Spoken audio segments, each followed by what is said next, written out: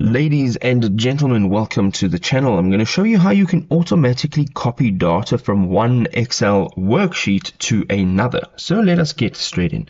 The first thing you want to do is have your worksheet that you would like to copy from open and ready.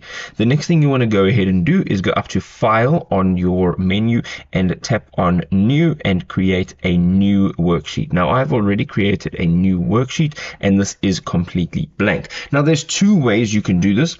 The one will automatically update and the other one will not, but you can now also copy over your formatting. So the first way will definitely copy and continue to automatically update. So you're going to go to the blank sheet that we're transferring the data to, and in your cell that you would like the data to be in, we're going to type in equals, and immediately we're going to go back to the data that we would like to actually copy over, and we're going to highlight that data, and you can see that over here there's an address, and here we're going to go now back to book 2 where we're transferring to, and here you can see that that address has transferred. We're going to just hit enter and all your data is here. Now what you can do is redefine all the properties here in the formatting manually, but what will happen is every time you update something here, let's say for example we're going to type in update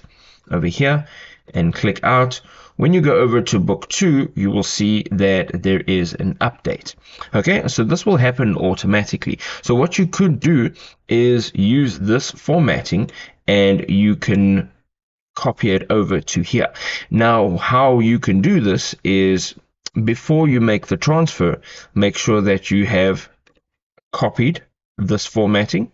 We're going to go over here now, and over here you are going to select the area that you would like to copy this data to. You're going to right click and you are going to say paste.